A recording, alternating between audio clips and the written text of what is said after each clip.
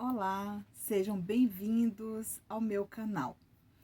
Neste momento, eu queria convidá-los, todos vocês, para se inscrever no meu canal, clicar no sininho para receber as notificações no momento que eu postar um vídeo novo.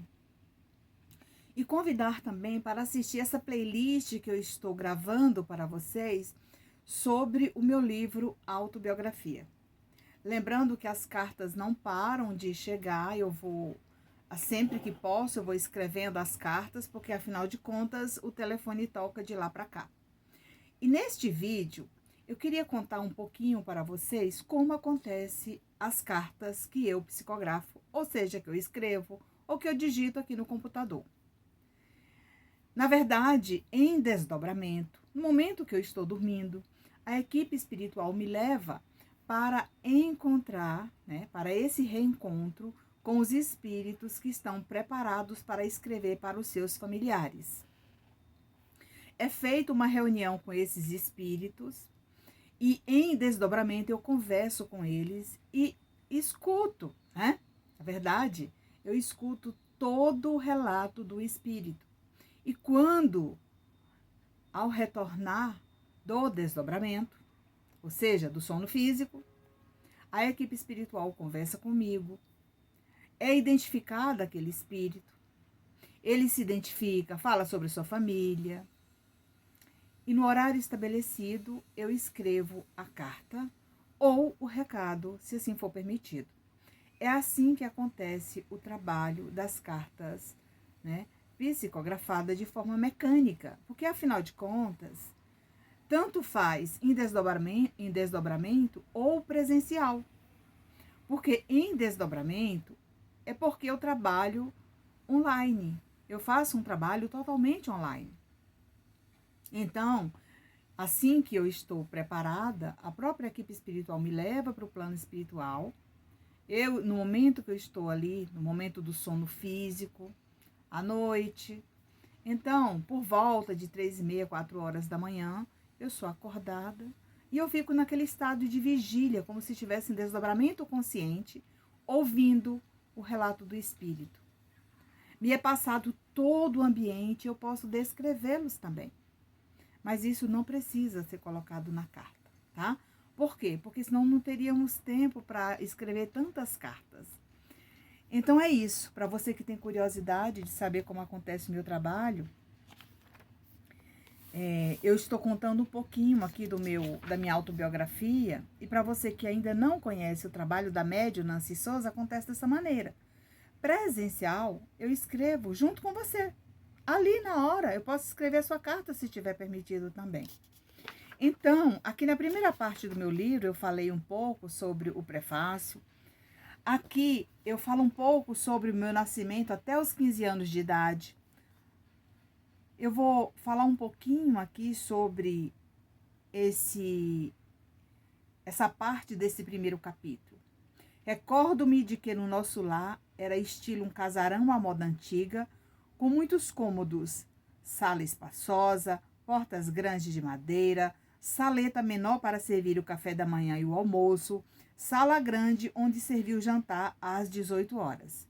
Meu pai tinha horário para fazer todas as refeições, pois costumava dormir cedo.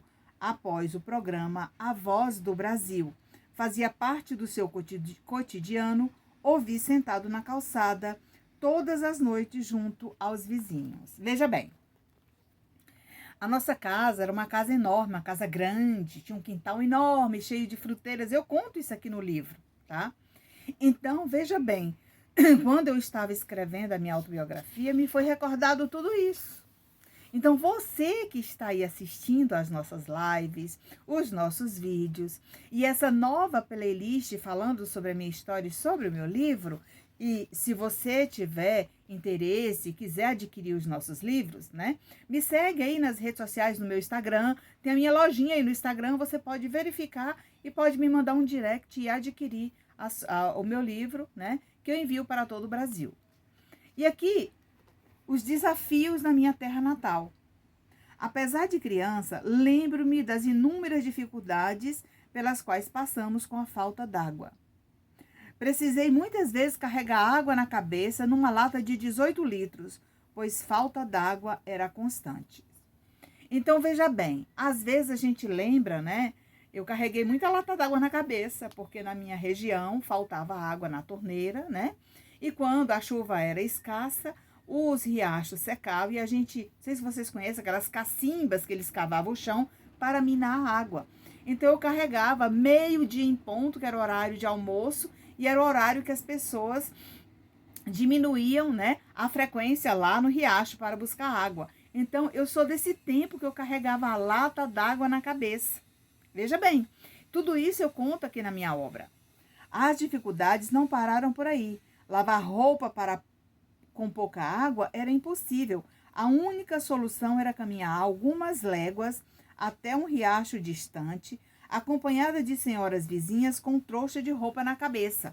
Então, a gente saía por volta de 4 horas da manhã e por volta de 16 horas a gente já retornava para casa com a trouxa de roupa na cabeça, né? Lavada, seca e já prontinha para passar ferro. Então, até o ferro, gente, era na brasa, né? A gente colocava ali o carvão naquele ferro, né? O ferro de ferro mesmo, pesado, aonde a gente passava ferro, porque naquela época não tinha fogão a lenha, fogão a gás, aliás, era fogão a lenha. Então, eu passei por todas essas experiências e eu conto aqui na minha autobiografia, tá?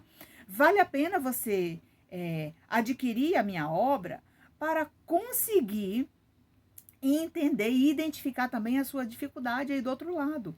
Não somente como médium, mas como qualquer área de atuação, entendeu? Porque os seus talentos, eles estão aí dentro de você. Cabe a você, né, aproveitar essa oportunidade e deixar que esses talentos sejam aprimorados para que você possa servir com eles, se essa for a sua vontade, tá?